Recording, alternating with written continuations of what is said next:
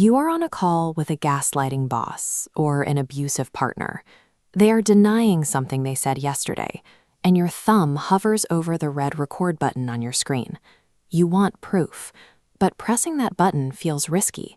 Does capturing this conversation protect you, or does Indian law view secretly recording a phone call as a criminal invasion of privacy? Under Indian law, if you are actively participating in the conversation, you are generally in the clear. The law does not explicitly require two-party consent.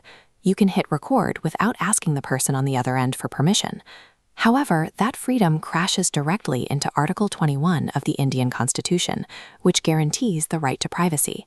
While capturing the audio for your own protection is permissible, weaponizing it, like leaking it to defame someone or misusing sensitive medical data, pushes you into a legal gray area where you can be held liable. Getting the audio file safely onto your phone is entirely possible, but that is only the first step in a massive legal obstacle course. Now take that phone out into the physical world. Imagine you are pulled over. The situation escalates, and a hostile police officer steps toward you with a raised baton. You pull out your camera. The courts have established a distinct precedent here.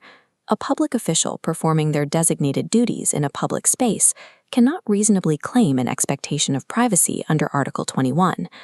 But you are now navigating the boundaries of the Indian Penal Code, specifically Sections 186 and 353. These sections deal with obstructing a public servant and using criminal force to deter them. If you stand back and document the encounter, you are gathering evidence. But if shoving your camera in an officer's face prevents them from doing their lawful job, the act of recording becomes a punishable criminal offense.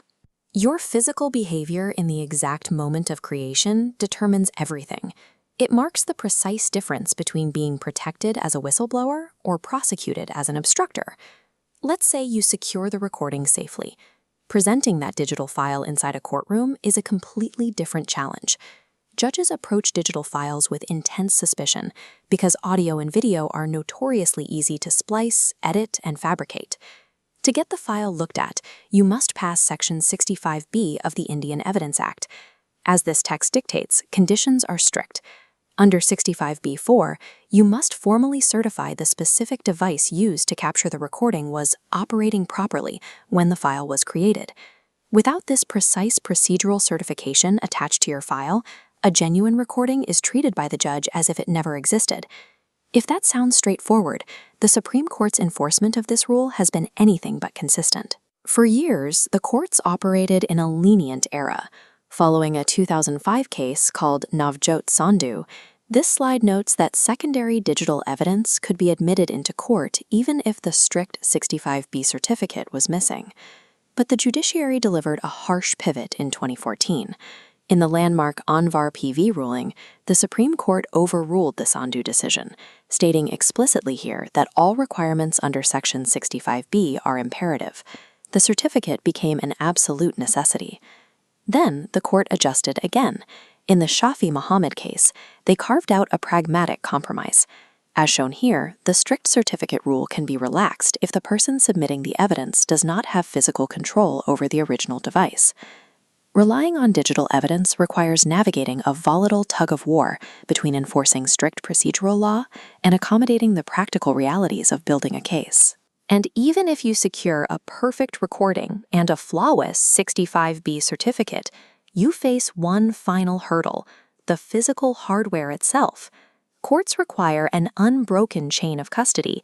They need a meticulously documented timeline proving exactly who handled your physical phone or hard drive from the moment it was seized to the moment it arrives in court. In the Om Prakash Verma case, the court ruled that hardware signatures are mandatory. As the text states, interim custody of a device cannot be granted until specific identifiers, like the mobile phone's IMEI number and manufacturing details, are officially noted in the case records. Digital files live on fragile physical components. The slightest undocumented mishandling by an investigating officer compromises the data's reliability in court. Indian law permits you to hit record to document corruption or protect yourself from abuse. But transforming that file from a personal safeguard into proven courtroom truth requires a flawless integration of technological integrity and legal execution.